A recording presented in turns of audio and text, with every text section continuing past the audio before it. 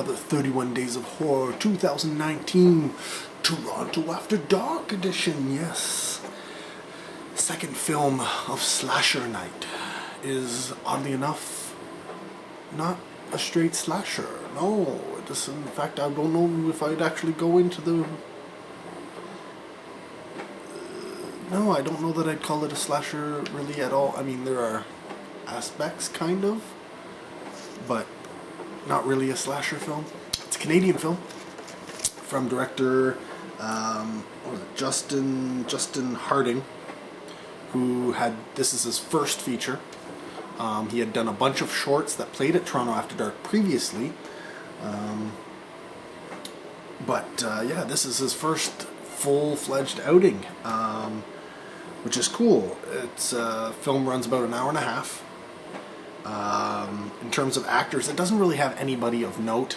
The two main characters are Tim Loden and Alana Elmer, and then they meet up with Jonathan Craig. And essentially, Tim Loden plays Chris, and Alana Elmer plays Allison. And Chris and Allison essentially go to a house, a secluded house. It's always in a secluded house, right? Yeah, the write-up in the thing calls it a cabin. It's not really a cabin. Yeah. This is more what you would call... I think it was a church that was converted into a home. So, not a cabin. But yeah, and there they meet up with David, played by Jonathan Craig, and David plays he's playing the gay lover of a friend of theirs, and the friend and this person apparently live at this church converted into a home, and the two are going to spend time with them, but their friend doesn't make it. No, and it's just his partner there when they show up. So whatever, it's all good. They essentially have a night of debauchery and craziness and wake up to a nightmarish hell. The precursor to all of this happening is that Chris is a YouTube sensation. He's a prankster, right? He pulls pranks on essentially his girlfriend, mostly, almost exclusively, on a regular basis, and he's created a huge YouTube channel out of that. So you kind of set this up and go, okay, so there's going to be some involvement with that prank thing going on. Now, they're trying to have a baby. She's just newly pregnant. Newly pregnant. I think it was newly pregnant or trying to be pregnant. I don't know. There's something about early stages of pregnancy. So not allowed to pull any more pranks on her. And no, it couldn't have been pregnant. 'Cause, I don't know. Maybe they're trying to be pregnant. Yeah, because she was doing like lots of drugs and alcohol and such. I think. Maybe not. Man. That's what happens when you fall, asleep at night and then wake up and try and do one of these reviews and then be like, crap, what happened in that movie? Either way, it's not important. What is important is that it's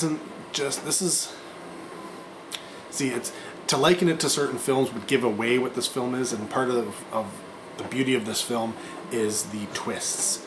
But one of the things that I will tell you right now is it's also a ghost story. Yeah, that's where most of the spooky factor of this film comes from, is from seeing ghosts. Now, being an old church, you're like, okay, seeing ghosts, I get it. But yeah, then you also have that, it told you it was on Slasher Night, so there's also this killer thing going on, right? Ghosts and killers? Is it too much for a movie? One might think so. But,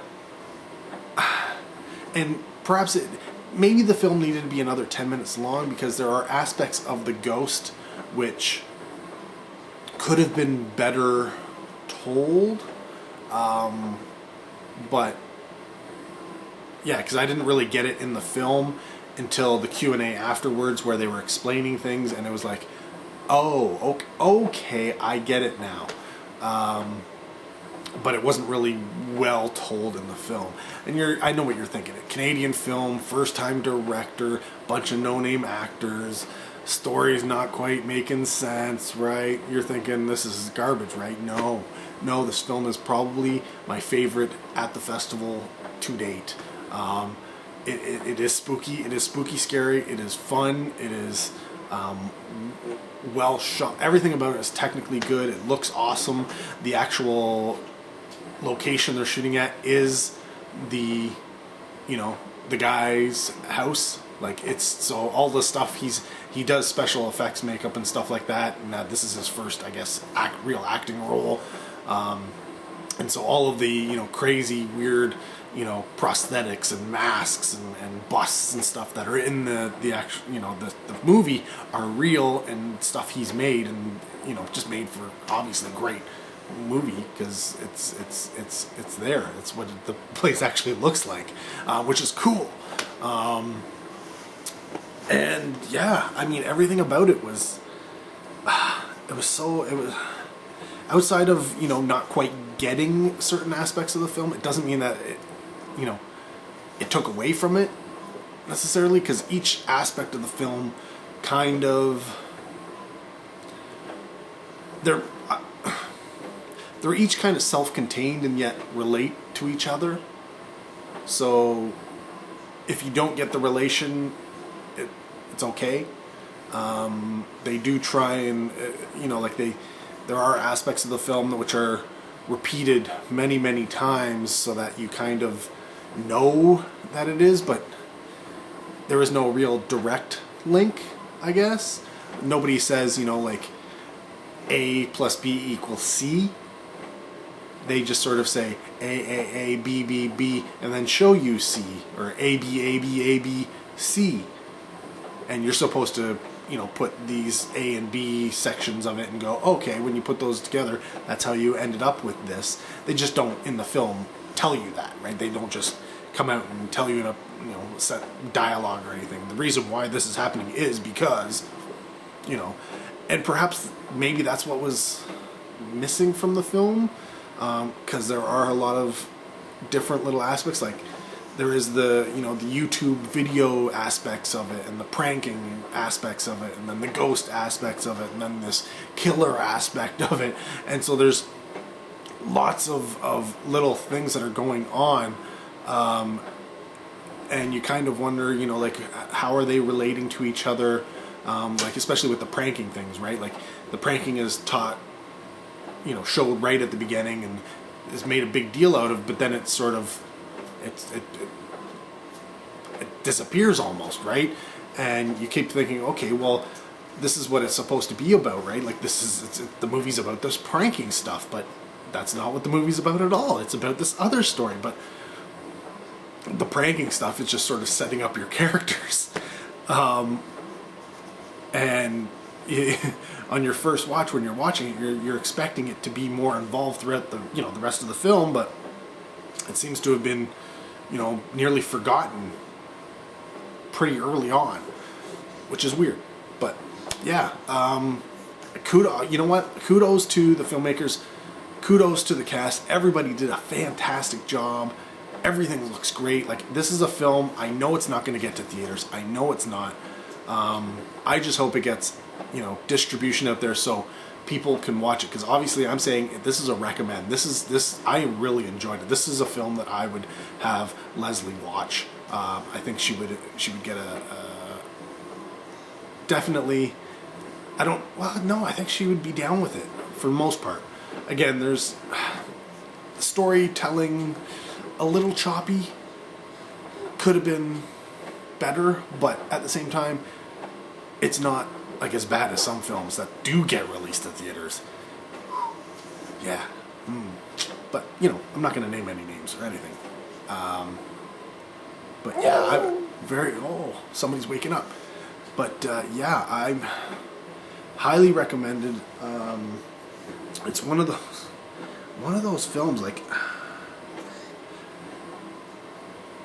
I honestly, I hope that somebody picks it up. It has nothing going for it. It has no name behind it, no names in it, there's nobody to really sell this to anybody. So I hope whoever does pick it up gives it the Blu-ray release, gives it, the release it kind of deserves, because I have a feeling it's one of those things where somebody might pick it up, throw it on DVD, and put it out there. So it all depends on which company picks it up. I'm sure somebody will, because if somebody doesn't, they're nuts. If I had to give it a rating out of 5, I'd say like 3.5 out of 5. That's how much I enjoyed it. It's probably, like, it's the best, one of the best film, probably the best film we've watched so far in these 31 Days of Horror. Saying a lot, right? Like, we need to get some better movies in this month. But yeah, I don't know. I want to see more from Justin Long. I want to see. Even the people involved, the actors. I hope they come off and make a career for themselves, whether they want to do acting or not. I mean, obviously, one of the people involved is obviously not an actor by trade. This has just happened to be something he wanted to do. And hey, I have no problem seeing him in more things. We'll just say that, right? Like, but yeah, making monsters, like, surprisingly good. I just hope that people in the audience enjoyed it as much as I did, because yeah, Canadian films often get overlooked.